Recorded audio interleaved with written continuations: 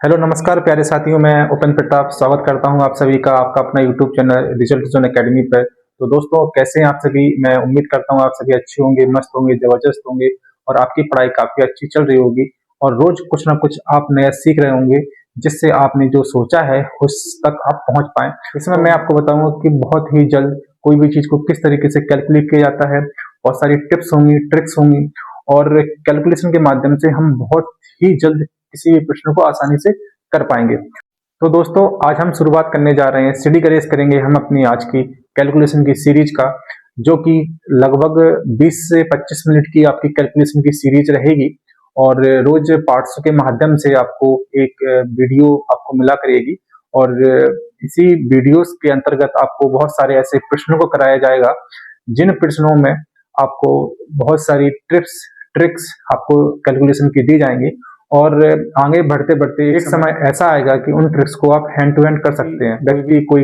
प्रश्न पूछे तो उसका प्रश्न आप लिख के नहीं देंगे, फिर आप हाथों हाथ उसका जवाब दे सकते हैं, टिप्स से उंगलियों में आंसर दे सकेंगे उसका।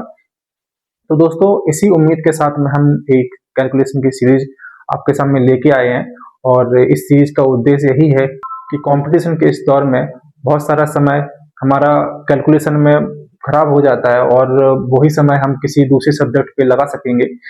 तो कैलकुलेशन हर एक व्यक्ति की अच्छी होना काफी कंपलसरी होता है। उसी कैलकुलेशन के माध्यम से व्यक्ति बहुत ही जल्द अपने सवालों को कर सकता है और स्टूडेंट्स लाइफ में कैलकुलेशन हमारी काफी अच्छी हो, यही हमारी एक अच्छी रणनीति होती है और इसी रणनीति के उपरांत हम अपने लक्ष्य को बहुत जल्द आसानी से पा भी सकते हैं। तो दोस्तों, आज से हम अपनी सीरीज स्टार्ट करेंगे और हमारी ये सीरीज का पार्ट 1 रहेगा। तो दोस्तों, आइए देखते हैं और स्टार्ट करते हैं। देखिए देखिए कैलकुलेशन सीरीज है, इसका ये पार्ट 1 है।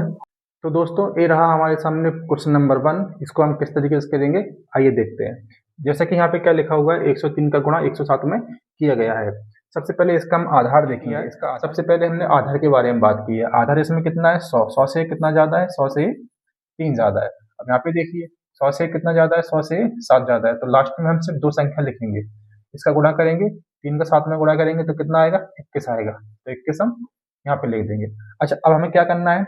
103 में या तो हम 7 को जोड़ दें या फिर 107 में हम 3 को जोड़ दें, यानी कि क्रॉस करना है। क्रॉस करके हमें जोड़ना है। तो यहाँ पे हम जोड़ देते हैं, किसी को भी जोड़ लो। 103 को हम 7 में जोड़ लेते हैं तो कितना आएगा? 110। इस तरीके से हमें इस प्रश्न को करना है। अब आपको पूरा गुणा करने की आवश्यकता नहीं पड़ेगी। जब भी इस तरीके का प्रश्न आ जाए जो 100 के आसपास रहे तो इसको हम ऐसे ही करेंगे। ठीक है, चलिए आगे बढ़ते हैं। देखिए यहाँ पे क्वेश्चन नंबर 2। क्वेश्चन नंबर 2 में क्या कहा गया है कि इस प्रश्न को भी हम उसी प्रकार से करेंगे जैसे कि यहाँ पे क्या लिखा हुआ है। देखिए यहाँ आधार देखिए, आधार क्या है? 100। 100 से कितना कम है? 100 से 2 कम है। यहाँ पे देखिए, यहाँ पे 100 से कितना कम है? 100 से 9 कम है, तभी तो 100 बनेगा। 91 प्लस 9 कितना बनेगा? 100। 100 से 9 कम है। अच्छा, लास्ट में कितना लिखना होता है? लास्ट में हमें 2 संख्या लिखनी होती है। 9 दूनी कितना हो गया है? 18।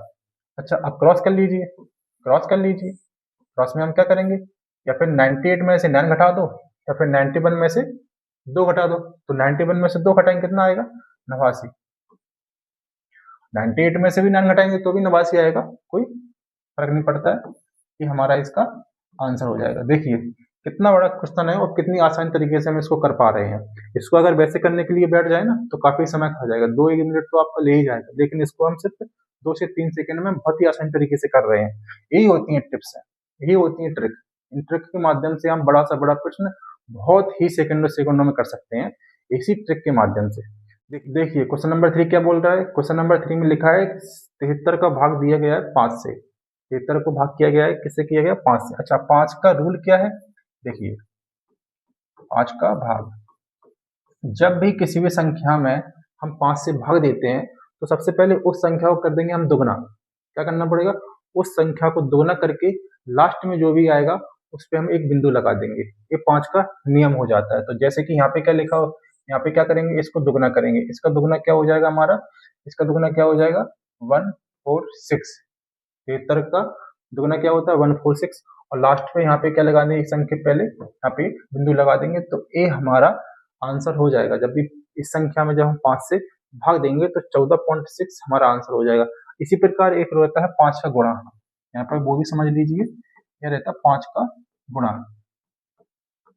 देखिए, जब भी किसी संख्या में हम 5 का गुणा करेंगे तो उस संख्या को हम आधा कर देंगे। क्या करेंगे? आधा, यानी कि उल्टा बोला जाता है यहाँ पे। देखिए, भाग का मतलब क्या होता है? आधा करना, मतलब किसी भी संख्या को कम करना। लेकिन यहाँ पे क्या किया जा रहा है? यहाँ पे किया जा रहा है दुगना, यानी यहाँ पे क्या किया जा रहा है? यहाँ पे किया जा रहा है दुगना। यहाँ पे क्या किया जा रहा है? यहाँ पे क्या किया जा रहा है? यहाँ पे किया जा रहा है दुगना।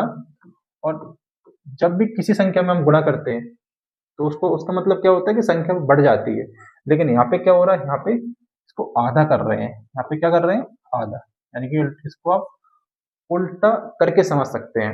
इसको आप क्या करके समझ सकते हैं? इसको आप उल्टा करके समझ सकते हैं। जैसे किसी भी संख्या में हम 5 का भाग देंगे तो उस संख्या को करना पड़ेगा दुगना, और इसी प्रकार किसी संख्या में हम 5 का गुणा करेंगे तो उस संख्या को करना पड़ेगा आधा। इस तरीके से आपकी ये दोनों ट्रिक्स जो वहां पे रहेंगी, आप इसको कभी भी कैसे भी तरीके से अप्लाई कर सकते हैं। देखिए, आगे बढ़ते हैं। यहाँ पे क्या लिखा हुआ है? 125 का गुणा करना है 16 में। अगर आपको ट्रिक मालूम नहीं है तो 16 का आप इसमें पहले 5 में गुणा करेंगे, उसके बाद जो आंसर आएगी उसको करेंगे, इस तरीके से आप करेंगे। लेकिन हमें ऐसे नहीं करना है, हमें ऐसे नहीं करना है। सबसे पहले देखिए, जब भी यहाँ पे 25 गुणा में 25 आ जाए, 125 आ जाए, तो इसको हम कैसे करेंगे? गुणा में अगर 25 आ जाता है तो हम सबसे पहले क्या करते हैं? इस 25 का करेंगे 100 बनाने का काम करेंगे, यानी कि 4 का गुणा करेंगे। 125 आ जाए तो क्या करेंगे? 8 का करेंगे गुणा, क्योंकि इससे 1000 बन जाएगा। इससे क्या बनेगा? इससे 1000 बनेगा। जैसे कि यहाँ पे क्या लिखा हुआ है? 125। 125 का गुणा कितने में करना है? 16 में। तो इसको हम इसको कितना बनाएंगे? इसको 125 लिखा है ना, इसको बनाएंगे हम 1000। तो 1000 बनाने के लिए क्या करना पड़ेगा? हमें 8 का इसमें गुणा करना पड़ेगा, और नीचे भी लिखना पड़ेगा। क्या लिखना पड़ेगा? 8। अब देखिए, 8 से सॉरी इस 8 से ये कट गया 2 बार, और 125 अट्टे कितना हो गया? 125 अट्टे कितना हो गया? 1000। ऊपर कितना लिखा हुआ है? 2, तो आंसर कितना निकल के आ गया? 2000। देखिए, कितनी आसान तरीके से इसको किया जा रहा है। बहुत ही आसान तरीके से आप इसको कर सकते हैं। बस समझने की बात यह है कि जब भी 125 या 125 लिखा हुआ रहे तो इसको हमेशा 100 या 1000 के आसपास लेके हमें जाना होता है। देखिए, आगे देखिए, इन्हीं प्रश्नों के माध्यम से हम कैलकुलेशन की पूरी ट्रिक्स को समझेंगे। और ये कोई एक वीडियो का काम नहीं है कि एक वीडियो में आपने समझ लिया तो आप महारथी हो गए, आपने सारी कैलकुलेशन को सीख ली, अब आप हर एक सवाल को कर सकते हैं। ऐसा बिल्कुल भी संभव नहीं है। अगर आप कोई भी चीज को रेगुलर प्रैक्टिस में लाते हैं और उसको समझने का प्रयास करेंगे तो आप एक ना एक दिन कैलकुलेशन के महारथी अवश्य बनेंगे। इसलिए हम इस सीरीज को एक दिन न लाके इसको हमेशा टाइम टू टाइम धीमे धीमे लेके आएंगे, मतलब पार्ट 1 पार्ट 2 इस तरीके से इसको धीमे धीमे सीरीज के माध्यम से चलेंगे। अभी हमारा ये पार्ट 1 चल रहा है, कल हमारी क्लास 2 रहेगी, परसों क्लास 3, इस तरीके से रोज हम इस वीडियो को लेके आएंगे। तो जिससे आप इन वीडियो को देखेंगे, समझेंगे, समझने का प्रयास करेंगे तो रोज रोज वही चीज आपके सामने आएगी, तो कैलकुलेशन आपकी मजबूत होने से कोई नहीं रोक सकेगा।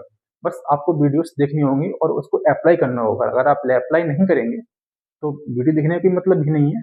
अप्लाई तो करना पड़ेगा कहीं ना कहीं। आप किसी दुकान पे जाएं तो वहाँ पे अप्लाई करें, कोई क्वेश्चन मिल जाए तो वहाँ पे अप्लाई करें, कभी कुछ आपको सामने कोई पोस्टर में कुछ लिखा हुआ है तो वहाँ पे अप्लाई करें। दिमाग में उन चीज़ों को कैलकुलेशन को चलाते रहें। अगर आप दिमाग में ही कैलकुलेट करेंगे ना तो आपकी कैलकुलेशन बहुत तेज हो जाएगी और दूसरे लोगों से आप काफ़ी आगे निकल चुके होंगे। तो कैलकुलेशन बढ़ाने का एक ही मात्र तरीका है, आप उसको प्रैक्टिस में लाइए। कोई भी चीज़ आपको कहीं भी दिख रही है, कैसे भी दिख रही है, आप अपनी कैलकुलेशन वहाँ पे लगाइए कि इससे ऐसा गुणा करेंगे तो कितना आएगा, इसका भाग करेंगे तो कितना आएगा, इसका वर्ग करेंगे तो कितना आएगा, घन करेंगे तो कितना आएगा, इसका रूट करेंगे तो कितना आएगा, परसेंटेज में निकालेंगे तो कितना आएगा, भिन्न में निकालेंगे तो कितना आएगा।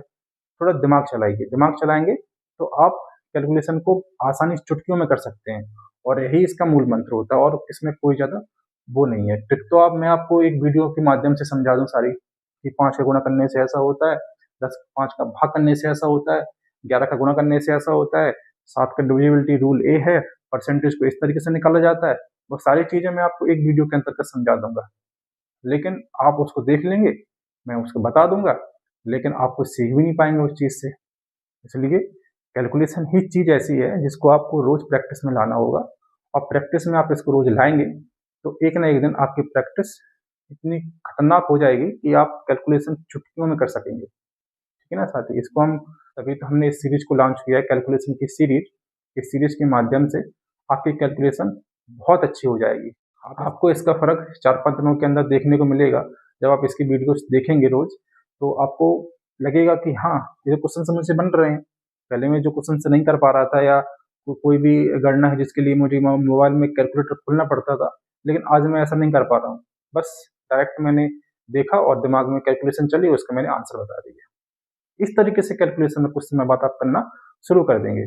बशर्ते आपको वीडियोस लगातार देखनी पड़ेंगी, इसको देखना पड़ेगा, समझना पड़ेगा, और हर समय कैलकुलेशन को के बारे में सोचना पड़ेगा, तभी आप कर पाएंगे। देखिए, अच्छा, मैंने पिछले क्वेश्चन में आपको बताया था कि कोई भी संख्या में अगर 5 से भाग देते हैं तो उसका क्या करना पड़ता है, हमें उसको हमें दुगना करना पड़ता है। यहाँ पे क्या करना है, 5 का गुणा हो रहा है, इसलिए संख्या क्या करेंगे हम, आधा। तो देखिए यहाँ पे, तो 40 का आधा क्या होता है, 40 का आधा क्या होता है, 23, और लास्ट में क्या लगाएंगे यहाँ पे, 0। आंसर हो गया मेरा। देखिए और क्वेश्चन देखिए, यहाँ पे लिखा है 1 4 5 3 2 का गुणा करेंगे 5 में। कीजिए यहाँ पे आधा क्या हो जाएगा, आधा हो जाएगा अपना आधा हमारा इसका ये हो गया, लास्ट में हम 0 लगा देंगे, आ गया आंसर।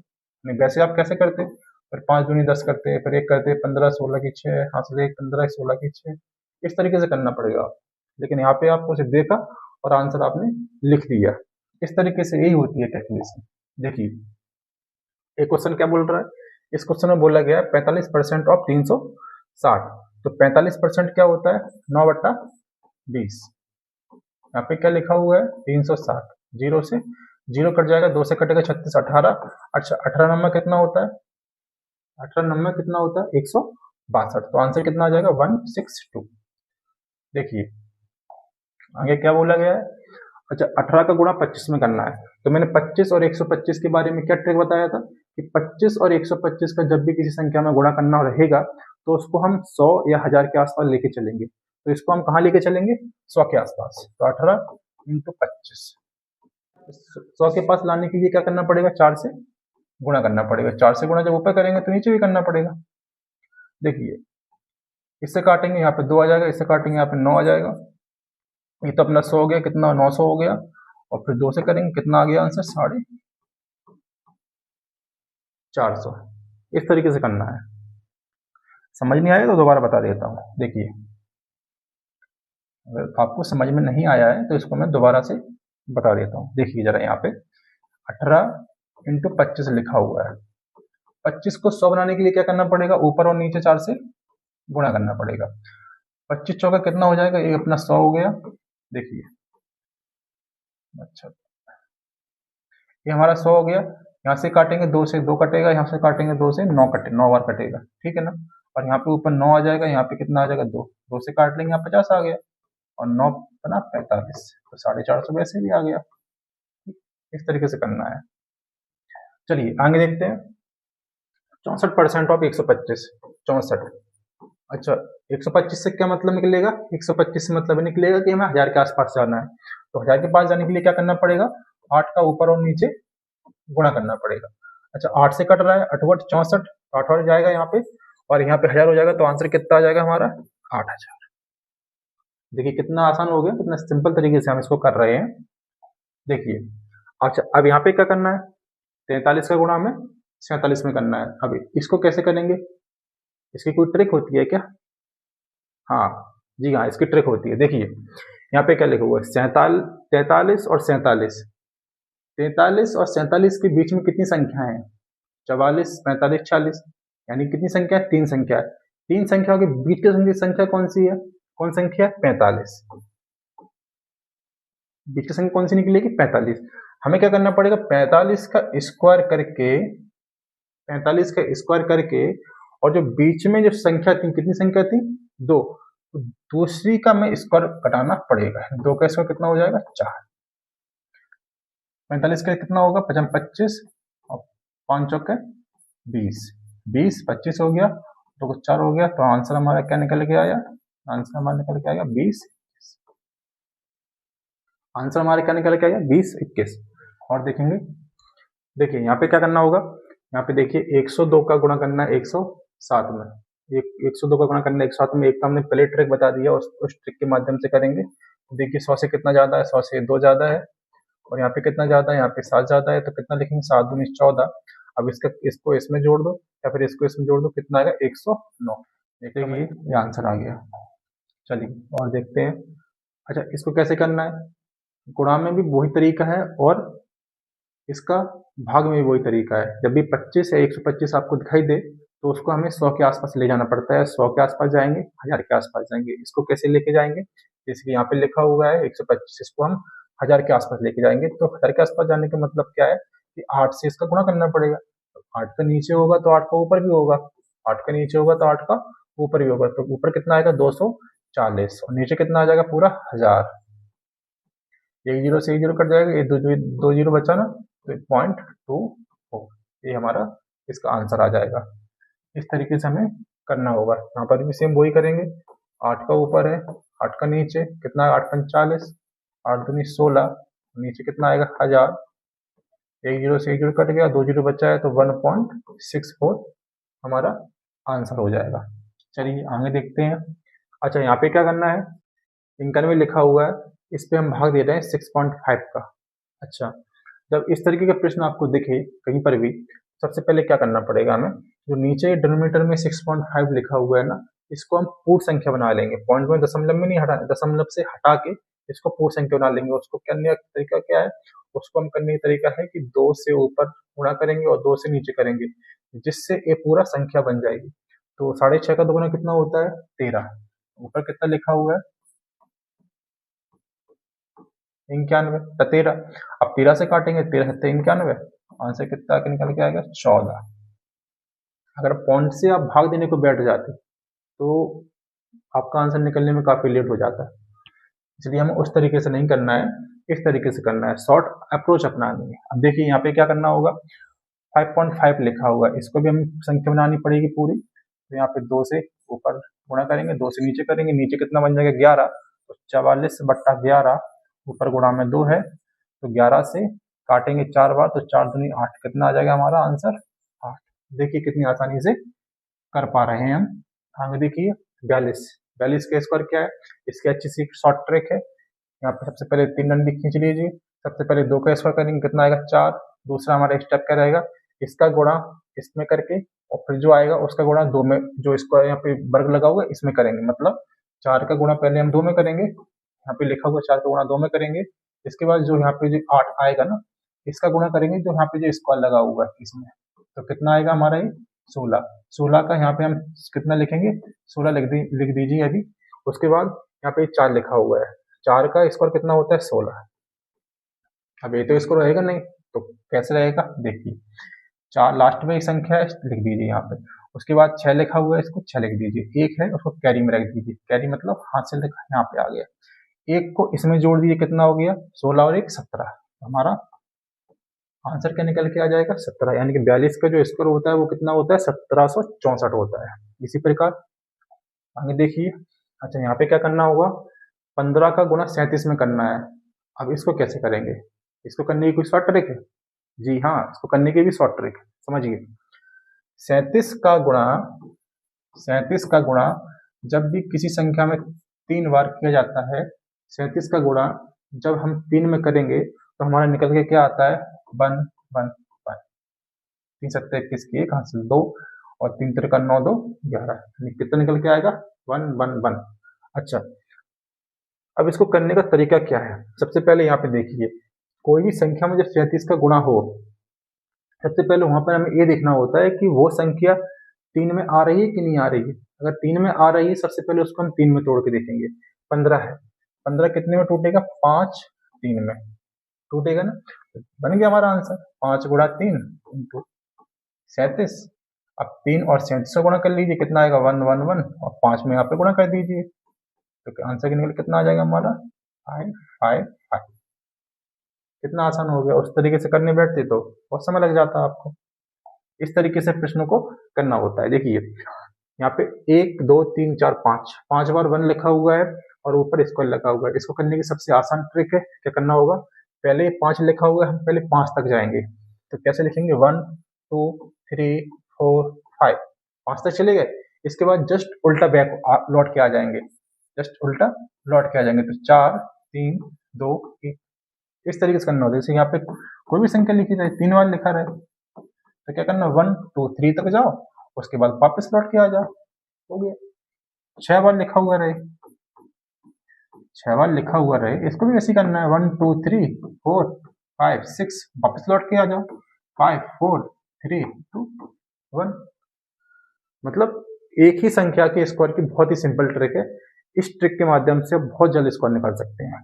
देखिए आगे समझिए, किसी भी संख्या में जब 5 से हम गुणा करते हैं तो मैंने क्या बताया था, उसका आधा कर लीजिए और लास्ट में 0 लगा दीजिए।